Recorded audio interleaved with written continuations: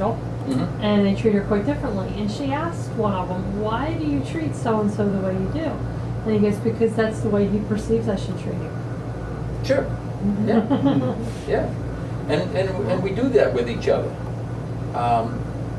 You know, when we talked in here, and I quoted Rumi, and I talked about Rumi saying, I heard that there's a window that opens between two minds. But if there are no walls, there is no reason to have a door or a window. If you had true communication going on and true sharing going on, we don't have to play games. You don't have to pretend. But we can't pretend.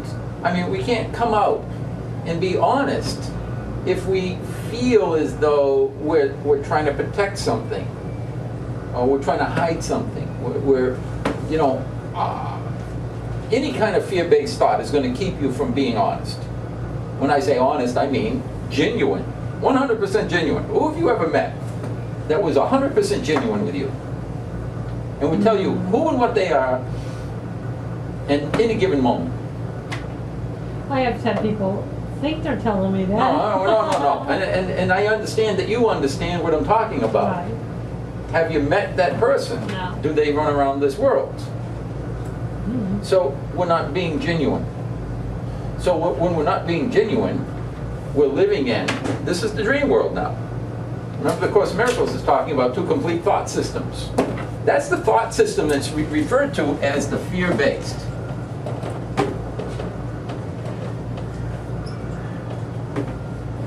And because that's fear-based thought system,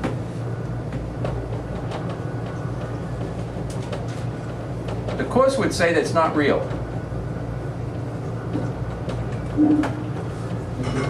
And it's an illusion.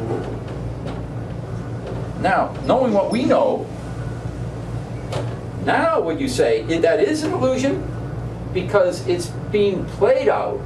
It's not genuine. See, that's not real. That's not the real person, is it? It's who they think they are. They're hiding. They're playing a role. When we're talking about love, we're talking about what's real. No hidden agendas, no thought of trying to manipulate or control somebody, even their thinking. I'm not trying to impress anybody. This is it. This is who I am, 100%. I don't want anything from you. I expect nothing from you. I love you. That's unconditional love. That's hard. That's very hard, isn't it? Hardest thing we'll ever do. Now, as a Christian, isn't this what Christ taught? Even you think about it. Even the animal, they're fighting too. Okay, but you're not an animal. You're not limited to thinking like an animal. See, you're now at a point where you can understand this. If you can understand this, isn't it possible to do it? It's possible, isn't it? We can come up with all kinds of excuses why I'm not going to do it. No. The moment I live totally honest, I may not be able to control this anymore. I may not have this the way I always dreamed of having it. So you're asking me to give this up. Whatever it is, doesn't matter. This is why the Bible says you can't serve two masters. I can't serve my wants and my desires and all this stuff, mammon, things of the world. I can't have that as my treasure and still be living real truth. Right? How can I? The stuff of the world, temporary and tenuous, this is eternal. That's why Christ said, pick your treasure. Where's your treasure? Because where your treasure is, there you're going to find your heart. There you're going to find your thoughts, your attention, and your main focus. What's your main focus? That's why Jesus said this. Just calling my name means virtually nothing. Only the ones who do the will of my Father are going to have the experience of moving into the kingdom. Let's rephrase that. Only the ones who practice unconditional love will experientially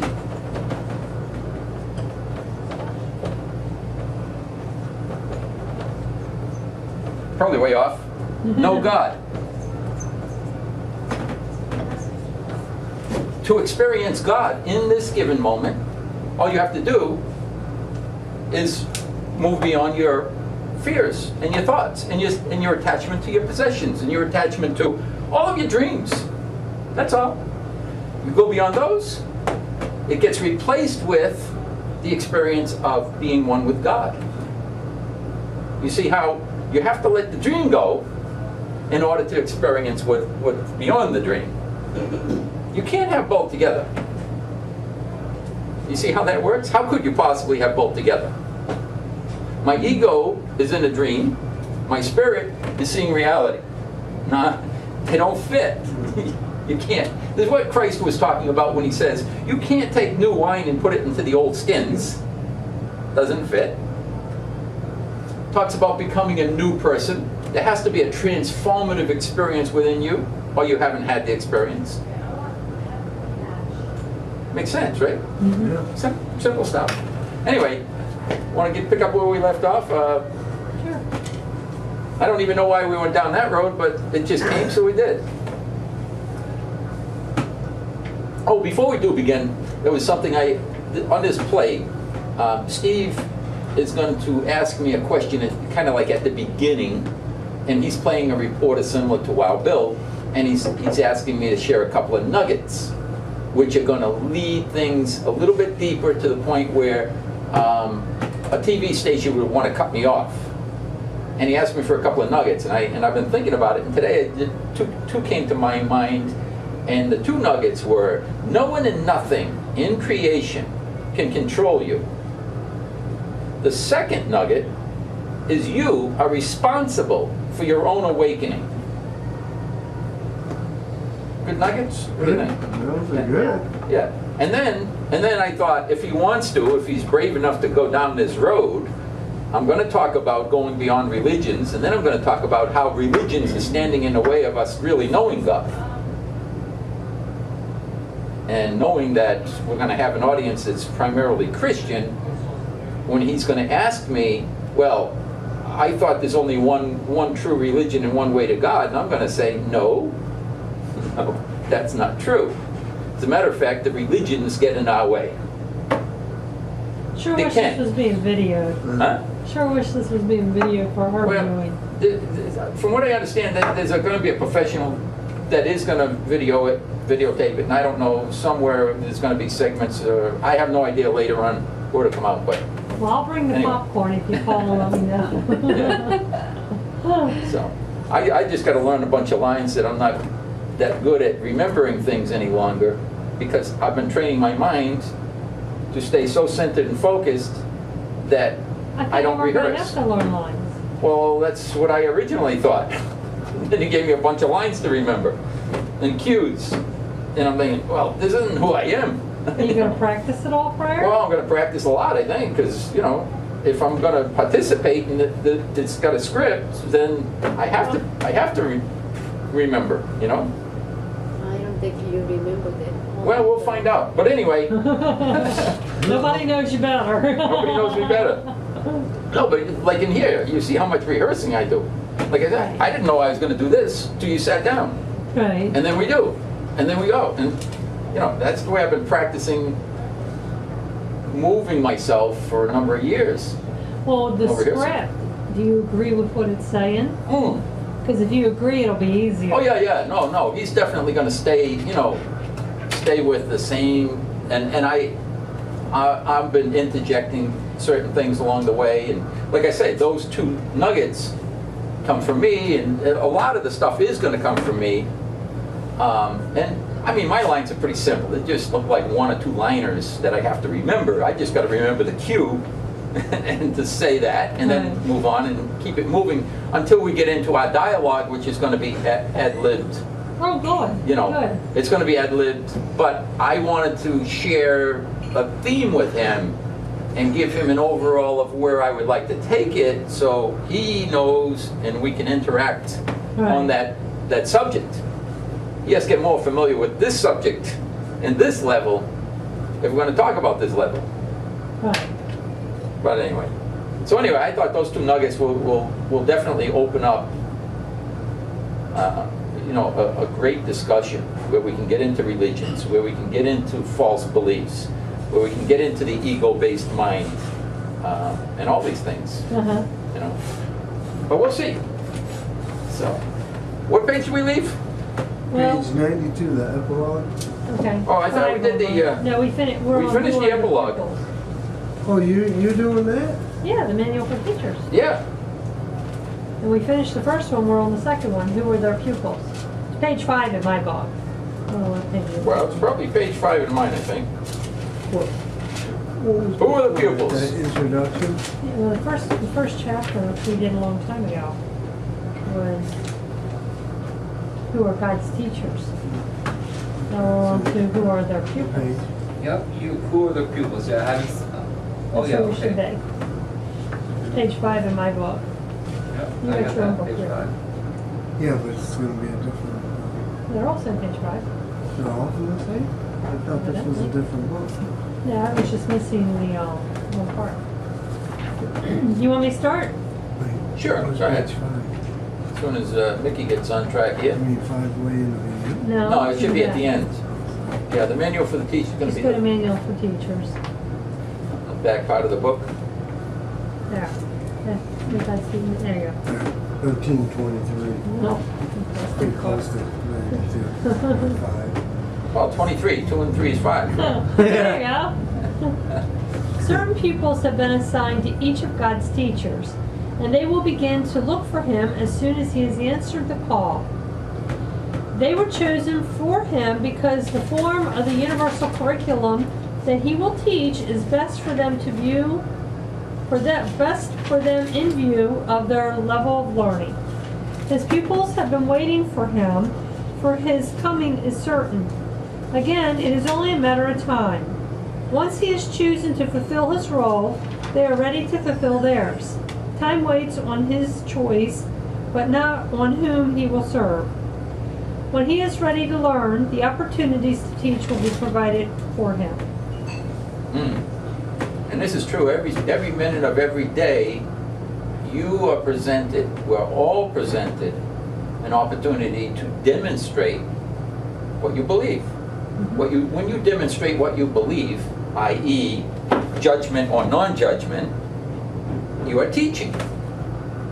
You're teaching your child, you're teaching the person that you just bumped into on the street, you're teaching the criminal you're putting in jail. I mean, everything's about an exchange.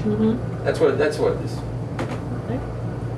In order to understand the teaching, learning plan of salvation, it is necessary to grasp the concept of time that the Course sets forth.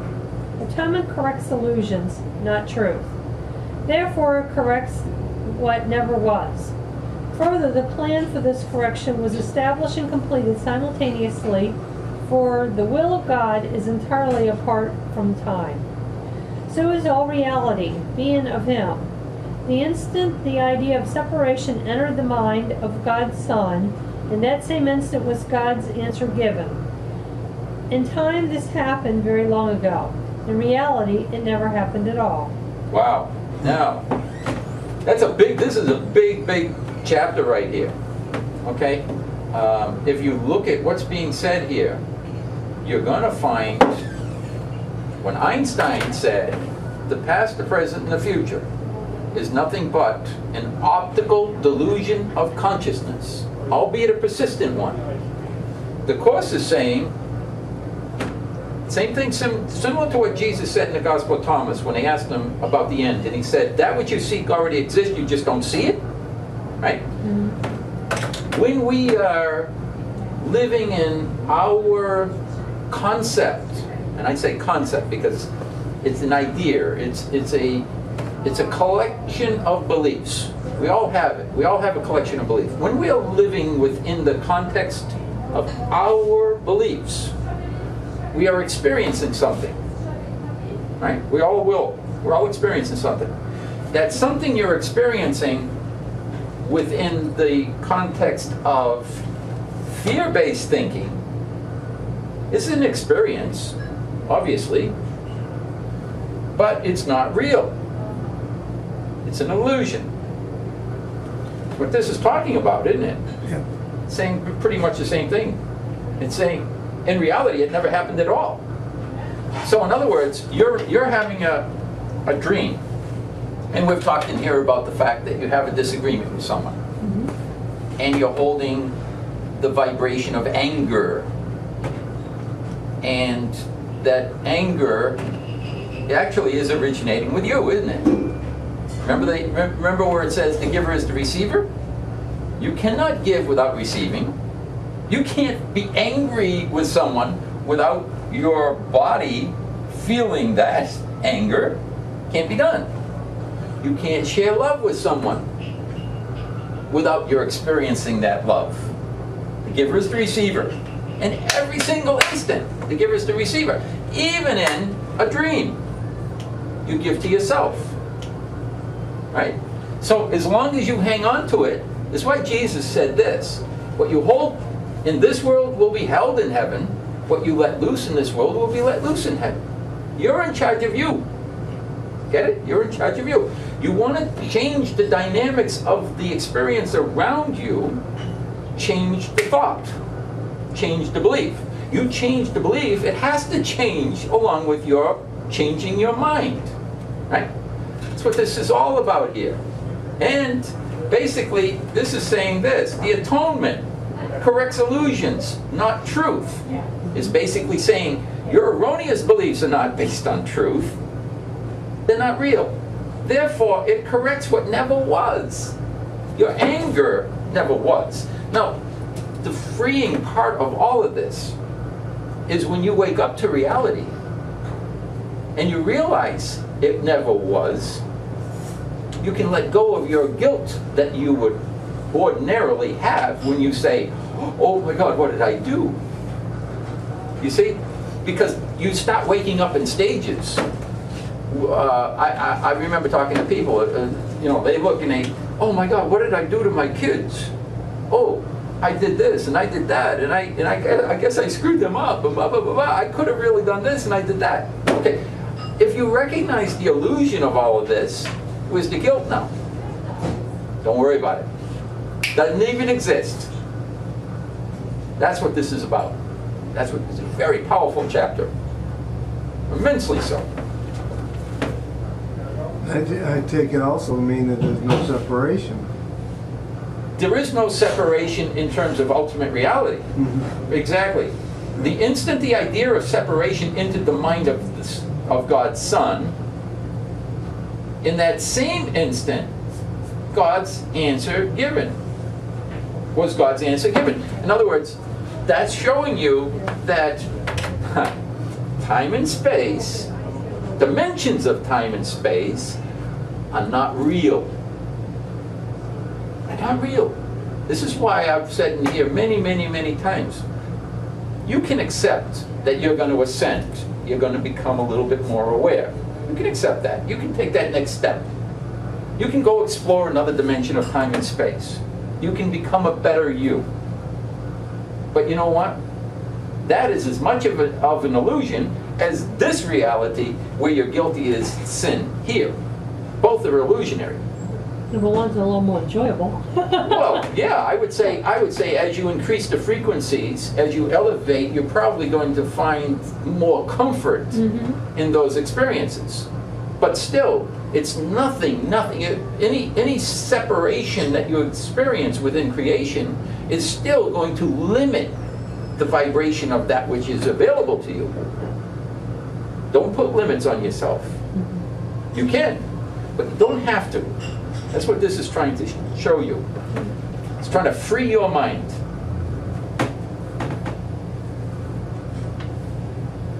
We're on number 3, right? Yeah. The world of time is the world of illusion. What happened long ago seems to be happening now. Choices made long since appear to be open, yet to be made.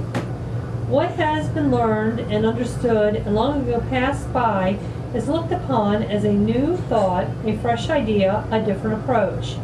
Because your will is free, you can accept what has already happened at any time you choose, and only then will you realize that it is always there. As the Course emphasizes, you are not free to choose the curriculum or even the form in which you will learn it. You are free, however, to decide when you want to learn it. And as you accept it, it is already learned. Wow. Again, powerful stuff. And this is where developing the ability to learn how to manipulate energies to acquire what you want. The big secret, the law of attraction. I can have more of what I want. Wow. You see what a trap that is? When you are using the universal laws to magnetize experiences to get more of whatever it is, you're not going to wake up to the reality that exists beyond the dream. You can't, because you're empowering the ego within the dream. To wake up to beyond the dream, you wake up to spirit. When you wake up to spirit, when I'm in non-judgment, and I'm one with this moment, one with God, and I'm witness to true reality right here, what about the dream? Where's the ego? It's gone. Has no power, it's not even here. Not even a consideration. You see how I'm not developing into something? I'm not building my ego into better. I'm waking up to perfection. Remember when Jesus said, your Father's perfect. Go now and go be perfect. They looked at him and they said, you're a madman. None of us can become perfect. From the human perspective, 100% true. You can't.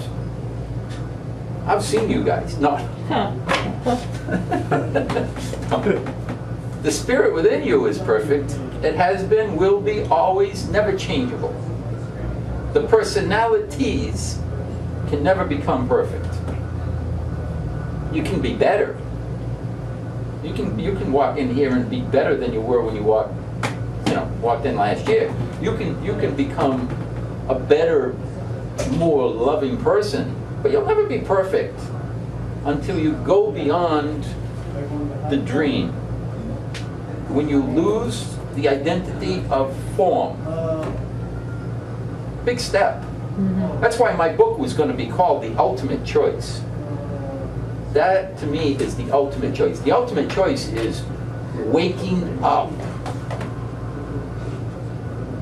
to your true nature. That's it. When you do, now you see all the masters were basically teaching the same thing. Jesus talking about forsaking everything and everyone in the world. Buddha talking about losing your attachment to everything and everyone in the world. Krishna saying lose your attachment to everything and serve only Krishna, i.e. God. All teaching the same general concept of releasing your attachment to form, and now you wake up to the reality of the true self. Yeah. You want to know heaven? You want to go to heaven? Be the change now. And you are assured heaven. You don't have to wait for heaven. You don't have to gamble on it. It's a guaranteed. 100% guaranteed. And something else is 100% guaranteed. If you don't change, you can't have it.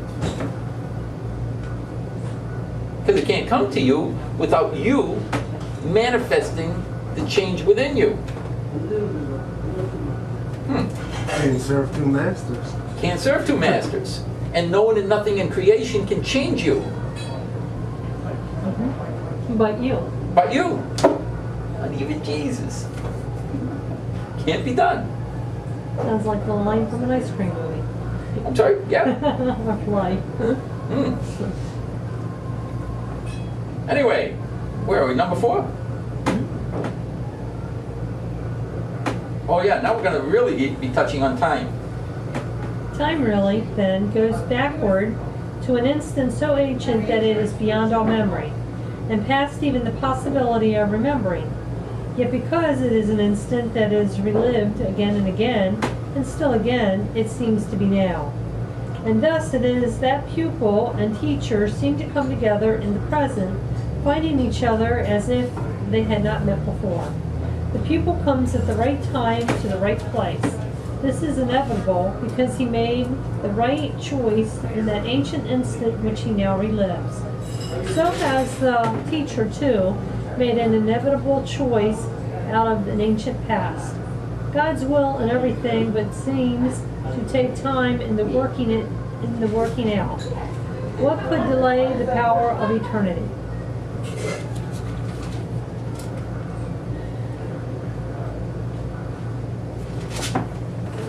When pupil and teacher come together, a teaching-learning situation begins. For the teacher is not really the one who does the teaching. God's teacher speaks to any two who join together for learning purposes. The relationship is holy because of that purpose, and God has promised to send His Spirit into any holy relationship. In the teaching-learning situation, each one learns that giving and receiving are the same. The demarcations they have drawn between their roles, their minds, their bodies, their needs, their interests, and all the differences they thought separated them from one another fade and grow dim and disappear. Those who would learn the same course share one interest and one goal. And thus, he who was the learner becomes a teacher of God Himself. Wow. And thus, he who was the learner becomes a teacher of God Himself. For he has made the one decision that gave his teacher to him, and he has seen in another person the same interests as his own.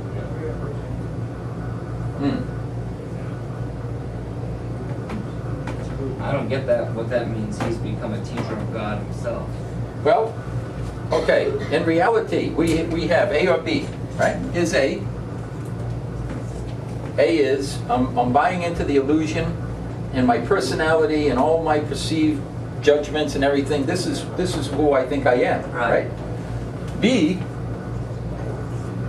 I wake up to my spirit, and in that moment now, this is my reality. Right. This no longer is my reality. Right. Reality of experience, let's put it that way. My reality of experience. My reality of experience went from a fear-based thought system and all of the stuff that's in there to the awakened state, one with God. Okay? Right. The moment I accept that, I am teaching by demonstrating. Anyone who comes into my sphere, who touches my conscious state, and I interact with them, what are they getting from me? The vibration of fear or the vibration of love? They're getting the vibration of love. Anyone who accepts this and lives this is demonstrating the vibration of love by being the vibration of love. Right? Is that now not a teacher? Right. Yes. So the student becomes the teacher. You know, there's something that says, a student is never about their master, but when they know what the master knows, they become equals. You become equal to the master when you become one with the master. You're not better than, you're not less than. You can't know more than all there is. Go back to number 4. Time really then goes backward to an instant so ancient that it is beyond all memory. In the past, even the possibility of remembering. And then number 2, yet because it is an instant that is relived again and again and still again, it seems to be now. Right. Now, what you just read here, you remember in my book when I said God created a perpetual system. Perpetual means never ending, right? A perpetual system that will move infinitely within the eternal moment. What I was basically saying was, all of our experiences within the illusionary state, the dream world, okay, exist for as long as we want to buy them. As long as you want to hold that conscious state, you can keep it going for all of eternity. Right? Now, that being said, here's the infinity symbol. Right? Here's infinity. So we have the past, the present, in the future that we can explore within eternity. Right? Mm-hmm. Because linear time, in terms of eternity, linear time is not a restriction any longer. It's only a restriction on this dimension with this mindset. If I buy into this body as being my reality, it had a birthing, it's aging, and it's going to die. Obviously. True of everyone here.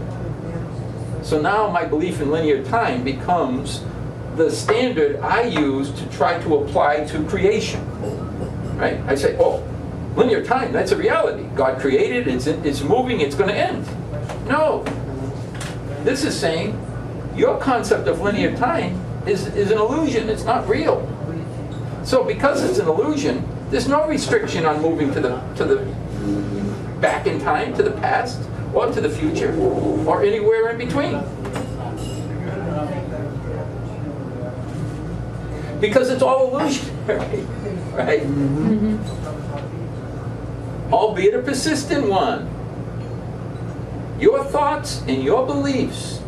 Persists as long as you keep it alive. Keep it alive. Keep it alive. You want to come back to this dimension? You want to be consumed with searching out your answers right here? You'll come back again. As long as you limit yourself to this frequency, is where you belong. Who in creation has to judge you? Your thoughts and your beliefs create your frequency. Boom, you belong there. Boom, you are ready for ascension. There. You see how this works? Everything in creation is based upon your thoughts, your beliefs, in terms of experience. The dream has dimensions. Which one of these is more true and valid than the other? They're all equally illusory. Every one of them. This is what's real. Sorry.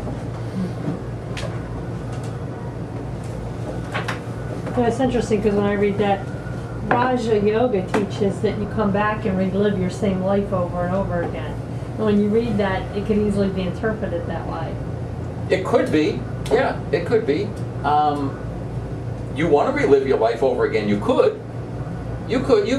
See, we are in charge of self.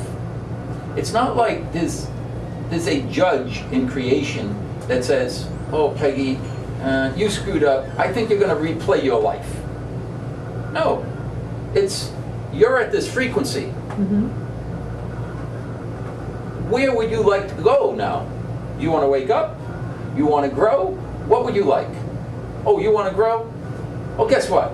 Okay, this is another experience that you could have on this plane. And here's all the things that you have issue with. I think we'll give you that life. Now you can have free will in that dimension with that life, with the dynamics that you're carrying in. And you can grow or not. Jesus said, people come into this world empty, and for the most part they choose to leave empty. Empty meaning they're on this side, Uh-huh. and they're choosing to stay on this side, and they die on this side. Missed it. Could have had a V8. Yeah.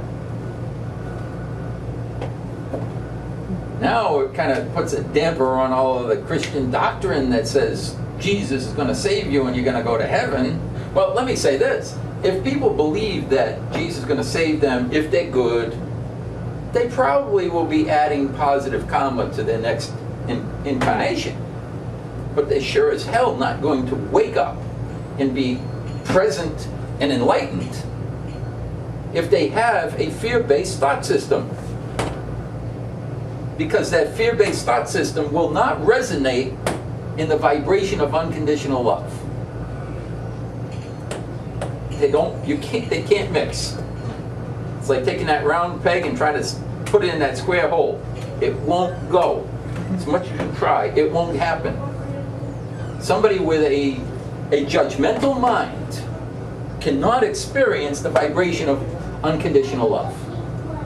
Because the vibration of the judgment is at a much lower frequency and must be honored. Everything that you hold into your mind, into your consciousness, everything you embrace, must be honored in terms of that which you experience. Because we have no judge in creation. You have free will. Who's going to interfere in your right to say, no, I don't want to hear that, I want this? Nobody but Nobody you. can. God can't interfere in that. Gave you free will. You're totally free. Whatever you want to do. It's empowering to finally realize truth. You shall know the truth, and the truth shall set you free. Remember reading that, hearing that. Everyone, oh, they quote that. They quote that, but they don't understand that. And that's why when we start hearing the things about Jesus, Jesus said, I leave you peace. It's not as the world would understand it. Just because you're waking up to reality, don't think that outward world outside of you is going to magically be transformed, where all the people in the dream somehow wake up with you. And now, miraculously, everybody is living in unconditional love around you just because you're waking up. Be in the world, but not of the world. Have no expectations that all of humanity has to wake up with you. Because you may be disappointed. You may be disappointed if you believe that. And it's going to keep you from being in non-judgment. To be in non-judgment means to allow everyone and everything to be choosing whatever they're choosing for their reality. If you do that, you now are the Savior. You are the Christ. You are the way. Remember when the Bible, when Jesus says, I am the way, the truth, and the life, and no one gets to the Father except by me? When you live this, you could make that exact same statement and be 100% correct.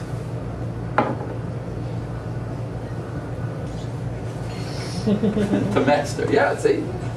Now you become the Christ. Tag, you're it. Should we go on, or? Yeah, I guess we should, huh? That was pretty neat. You haven't read. Huh? You haven't read. Which one? Right. What are the levels of teaching? Oh, levels of teachers. See, here we go. Alright, what are the levels of teaching? The teachers of God have no set teaching level. Each teaching learning situation involves a different relationship at the beginning, although the ultimate goal is always the same, to make of the relationship a holy relationship, in which both can look upon the Son of God as sinless. There is no one for whom a teacher of God cannot learn, so there is no one whom he cannot teach. However, from a practical point of view, he cannot meet everyone, nor can everyone find him. Therefore, the plan includes very specific contacts to be made for each teacher of God. There are no accidents in salvation. Those who are to meet will meet, because together they have the potential for a holy relationship. They are ready for each other. Wow. Now, who do you think, or what do you think, brings all these intricate pieces together? The Holy Spirit. Hallelujah! Hallelujah! Yeah, something has to do it. You know, when you're in your dream, and I'm in my dream, and you see your way, I see my way, what's ever going to change? How's that ever going to change? Interaction, but if two people experience, there has to be something greater than your consciousness and my consciousness in that moment, Right. to bring together the events Yeah. for you to have that interaction, to give you the opportunity to change your mind. Hence the Holy Spirit. Maybe a different label if you want, but that's what the Holy Spirit really is. That's what the Course would say is the Holy Spirit. That consciousness that orchestrates, this piece has to come over here, oh, these two should meet at this specific junction in order for this one to piss that one off. Yeah. Or whatever. Good job, Peter. You know what I mean? So that one that got pissed could reassess their vibration and let it go. Somebody one time told me about this guy that was riding a bicycle, and there was some kind of encounter and there was some friction, and all of a sudden changed his view and the friction dissipated. Changed the whole dynamics of the moment. Mm-hmm. Funny how that works. Yeah. Yep. I embrace that lesson. There you go.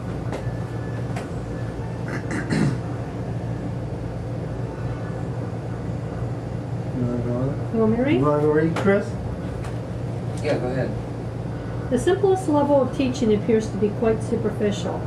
It consists of what seem to be very casual encounters. Sorry. A chance meeting of two apparent strangers in an elevator.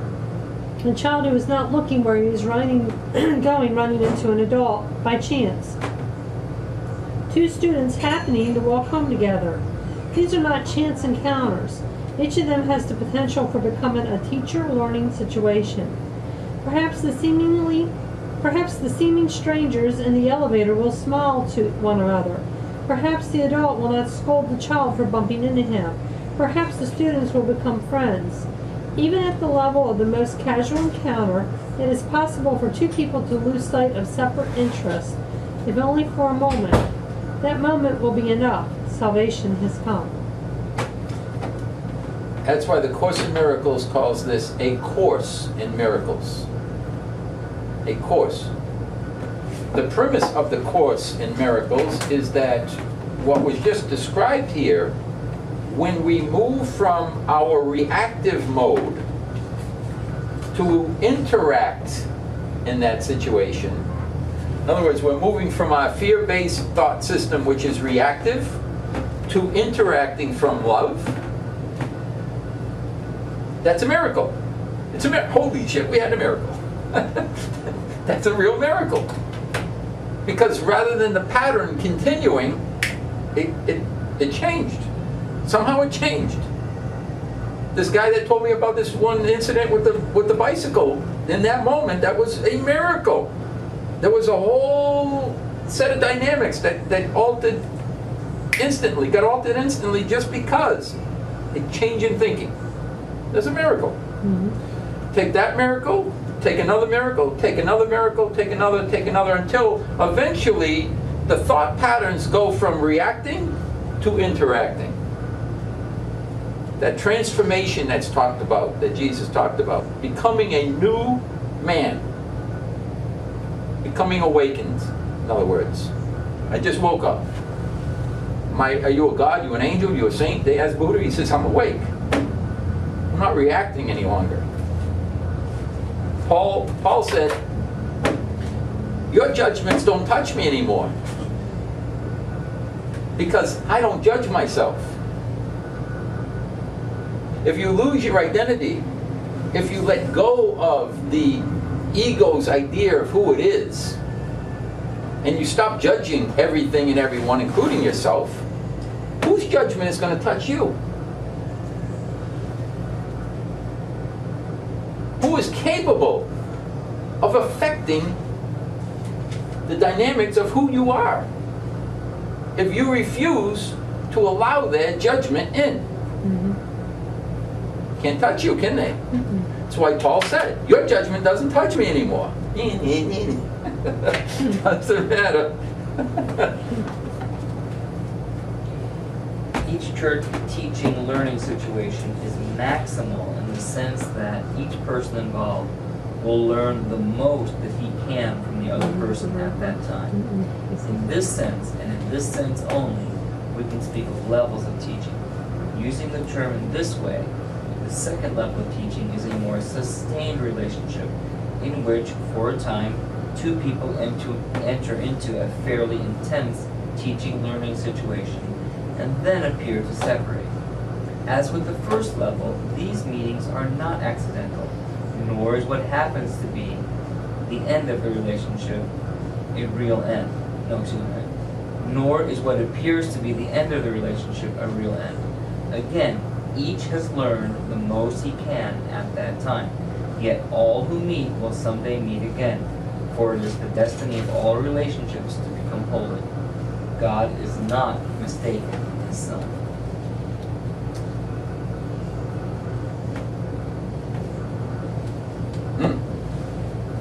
Okay, that's cool. It's cool. The third level of teaching occurs in relationships which, once they are formed, are lifelong. These are teaching-learning situations in which each person is given a chosen learning partner who presents him with unlimited opportunities for learning. These relationships are generally few because their existence implies that those involved have reached a stage simultaneously in which the teaching-learning balance is actually perfect. This does not mean that they necessarily recognize this. In fact, they generally do not. They may even be quite hostile to each other for some time, and perhaps for life.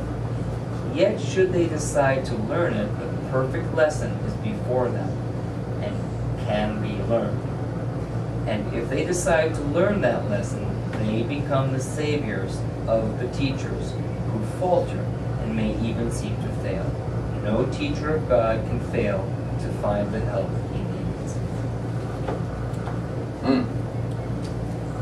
So yeah, it's unusual for people to enter into a lifelong experience with each other on this teacher learning road. Because a lot of times what happens is one will choose to grow and one may not. Hence the reason for separation and divorce. That happens on occasion. Because it's very, very rare where you find a couple that start off on their journey together and actually can complete the journey together. Because one may still have an attachment to the world when the other one is going a different direction. It can happen. And it's a beautiful thing. When two people have the exact same interest in waking up and staying focused, the Course would call that a holy relationship. That's very, very holy. The difference between holy and special relationships belong to the ego world. I'll do this for you if you do that for me. If you stop doing this for me, we're done. If you do that, we're done. You know, that's a special relationship. Holy relationship is this moment, and unconditional love is all we're concerned with. It's nothing but a sharing. It's a sharing. It's not even a give and take. There's no giving and taking. It's nothing but sharing. You're giving your presence in that relationship, in that moment. And that moment can be infinite. That's a holy relationship. They're a little rare in this world. But doable. They're doable. So all this stuff is clear now, right? Yeah, actually, as you read it, it is clear. It is clear. Yeah, you guys have the advantage of already having a real fundamental understanding of this before you get started, which I knew you would. It makes it very helpful. Yeah, we've gone through this kind of fast. Well, we are going through this compared to somebody. If you went into a group, if somebody says, let's study Course in Miracles, and they form a group and they've never read this, they've never had the background that you have, and they read this stuff, it's not going to make sense to them the way you're getting it. Because it's like, huh? What? You want to reread that again? Because I've seen this time and time again, these groups. And this is why the world is in such need of teachers who really get it. When you get it, you become the way. You are teachers. I am. We are. And what do? You share. I try to share it at work, but it doesn't come out nearly as eloquent as it does here. Well, now, see, here's the thing. When I say you share, doesn't mean you have to try to break it down this way. Uh-huh. You share by demonstrating who you are. That's all. You stay in unconditional love and non-judgment. You're sharing. It's not like, oh, your mind sees this way and you got it all wrong. Let me enlighten you. No, that's not how you share.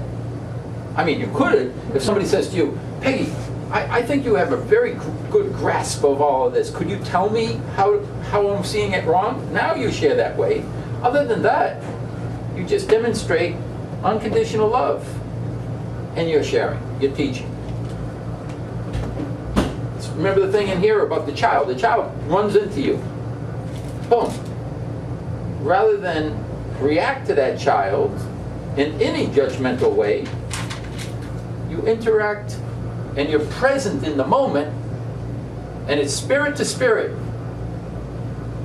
Wow. That's a teaching opportunity. That child then feels the vibration of love coming from you, doesn't quite fathom what's going on because that's not the typical reaction for most people, but they get it on another level. That was a holy encounter. That was a miracle. Take that same principle and apply it to every single moment of your life.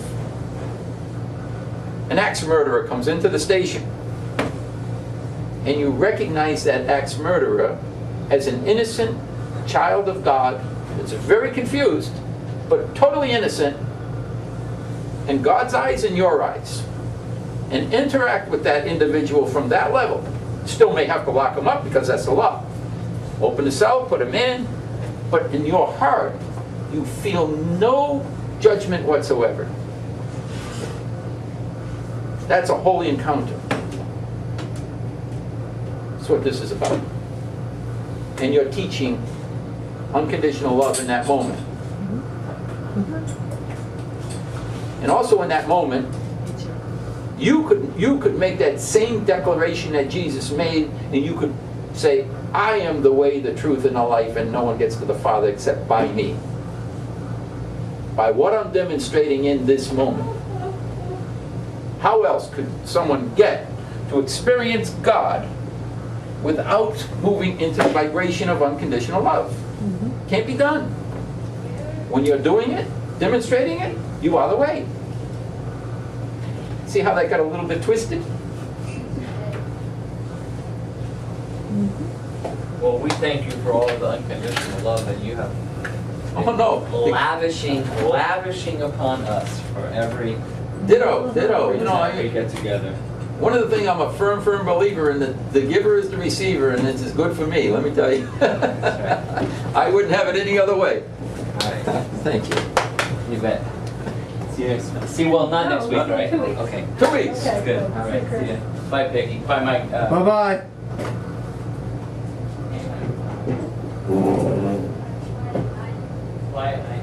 So you guys definitely, I can see that you know, could teach this at some point. Start a little group. I know. You want to stay in the vibration. Yeah, I know. This will keep you there. Right. Especially what happens is people will come to you and they're not going to understand. They're going to read something and go, what does that mean? And when you can share with them true understanding, wow, Right. you know, Right. and the vibration you're in Well, when you're I'll tell you, sharing. if we run out of things, it'd probably be neat if you sat here and we conducted the class. Absolutely. To help us through it. There you go. Because I know, like I said, I hear you explain it, it's 100% logic to me. But there are times that if you're not explaining it, I'm stuck. Okay, well, next time we meet, maybe Mickey should explain When it all. I try to explain something, she gets down. Oh, yeah. Well, he got a new car. Right. I drove it today for the first time. I had no choice. Yeah? he gets in the car, turns on the air conditioner, it doesn't work the way he thinks it should. Right. Right away, I'm screamed at for ruining the air conditioner. I did not say you were on the air conditioner. Yes, you were. I did not. What did you do to it? Yeah, you did I did not say that. The air conditioner, Peggy! That's what it meant. That's it. It's not even a day old. Couldn't you give it a week first? I parked way out on the back 40. I made sure nobody was around me. I was like, God, let the day happen when nothing happens in my car. Be careful when you think like that. I know. You think like that. If I say, God, let the day happen without, I'm putting the energy Oh, out there you're to right, have you're that right. happen. Well- And you know that, yeah. That's it. Yeah, you're driving. I mean, The best thing to do would be to get into that car and say, I know that there's nothing going to happen with this car and it's totally protected. That's it. Hold that thought. Don't ever put your fears out. You put your fears out there, you're calling right, for it. You're right. Hey, I'm not always right, I'm just seldom wrong. But there's times at Peg's work where she has offenders that come in and she has to register them or whatnot. Right. And she's observed other Sure. employees there and the way that they react when the person comes in. Sure. They treat them like a piece of dirt or whatever, you know. Peg gets a totally different reaction out of them when she starts talking with them because, you know, she tries to go from a spiritual view instead of the worldly view of, you know, he is a child molester or he did this or he did that and you're guilty and you're going to be guilty till the day you die. That's how, you know, unfortunately a lot of people will view certain individuals, you know. Everything is energy, as you know. Mm-hmm. If I got a negative energy here and I send it out and it's going to hit over here, it's going to have a certain outcome. Right. Has to. But if I put a positive energy into motion and this person is feeling that positive energy, that's going to have an outcome. Both have to play out. They have to. And so what energy you put into anything, I don't care what it is. You put your relationship, you put energy into this relationship, the energy you're putting into it is part of that moment. You can't take it out and say, oh, I don't have any say in this. You have total say in how that energy is going to interplay. Because you're in charge of what you put into that equation. Which is why I would be smart not to scream at me about the air conditioner. And then I would say this. That might be true, but there's something else that says, I upset the balance of harmony within creation just as much when I take offense as when I give it. Too bad. Wow. I felt that. Hey, good luck next week. Good luck. Jeez. I want your What do they autograph. say? Break a leg, but don't really. Yeah. Good luck to you. Maybe I'll see you. Well, when are you leaving? Saturday? So Saturday I'm leaving, you yeah. won't be here on Saturday, right? Okay. I No, was gonna say maybe I'd see you on Saturday. no, Saturday I'm out of here. Okay. Well, Yeah. good luck. I Yeah. hope. Should be interesting. No matter, whatever comes. There are no accidents. It's all Right. perfect. Yeah. That's You know, I have no idea. I don't have any expectations. It's going to be what it is, and you know, as long as you stay in that vibration, it's perfect. Is this your repertory outfit? I don't know. Did you see the picture? They have me wearing an apron. I might wear an apron. I don't know. It's only because it's in the poster, but Yeah. you know, I'll definitely have jeans on, and yeah, probably, yeah, absolutely. You know, because I've told Steve, I said, you know, I don't care what level I was at in this world. If I was known internationally and I had sold millions and millions of books, this is who I am. You know, this is who I've always been. I'm not gonna dress to impress anybody. Right. You know, it's not in my nature. You know, I mean, out of respect, I might put on a sport coat because of someone else's beliefs at some point. Not to, you know, but it has nothing to do with I got to do this. I got to no. Yeah.